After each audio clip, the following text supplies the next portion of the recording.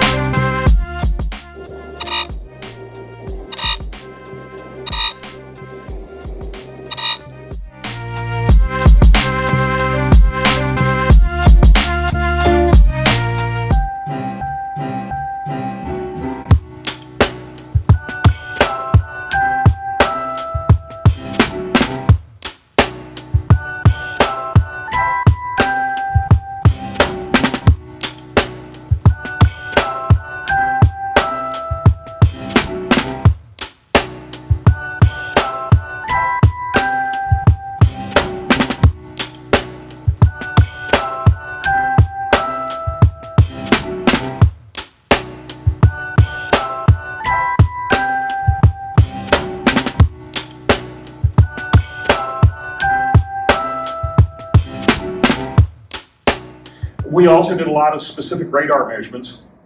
And I joined the group in May of 1979 and went out that summer to Boston, where we had the Travco motorhome up on top of an old gun bunker from the 1920s or 1930s.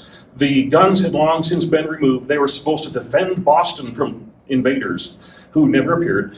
And we were using it just as a high point because it was way out in the middle of the harbor. It was a place called Nahant Peninsula. So I'm familiarizing myself with all of this. There was one particular guy I was working with. His name was John Smiley. He passed away just a few years ago. And so he's familiarizing me with all this equipment. And I should add that all of that equipment in that motorhome, those 5 full-height racks of equipment, now fit into spectrum analyzers that are probably just a little bit bigger than this. But at that time, it was a groundbreaking system. It was extraordinarily complex. It had been built by the Hewlett-Packard Company in Santa Rosa, California, in a cooperative effort with us here in Boulder. And we had basically worked with HP while they built this thing more or less by hand. And it was very difficult to keep it running. And we always had problems with one thing and another breaking down. The analog to digital converter was a box that was this big. The digital to analog converter was a matching box that was also that big. All these things had these regular analog circuits in them. We were always working with it. And on the desk, we had this big desk in the Travco. It was about this big. In the Travco motorhome was a telephone. And the telephone was wired into a radio.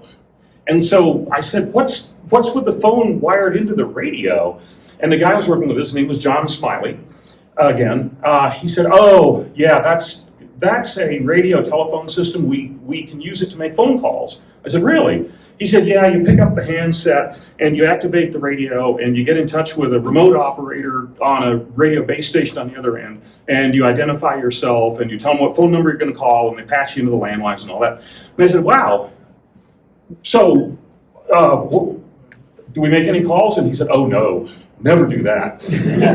I said, really? He said, no. He said, you don't want to call Boulder or Washington. And I said, why? And he said, oh, that'll just cause trouble. I said, it's best that we just get our data collected out here and not touch base. And I said, well, can they call us? And he said, not really. So talking about systems that didn't exist in those days, cellular, and we were probably better off for it. That said, I will relate one other thing in connection with that. Sometime later, he made a call on a regular landline, not on the radio telephone, back here to the office in Boulder. And we had a secretary in those days. Her name was Jane Russell.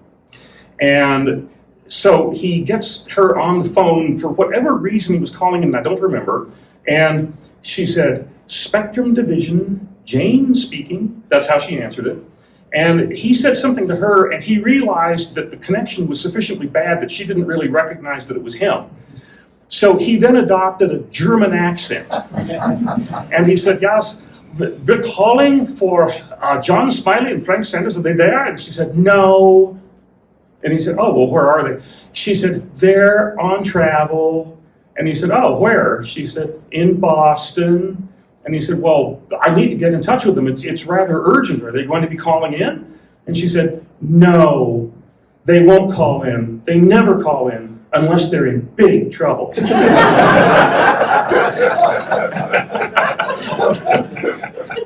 And I always thought that was actually good advice. Don't make a call unless you're in big trouble. Leave it alone. Leave the system alone. And I could go on with, who knows how many various stories. I do appreciate all the stories that we've had here today. In all those years of traveling around not just the U.S., but also overseas. At various times we were at ADAC in the Aleutians. We were at Diego Garcia in the middle of the Indian Ocean.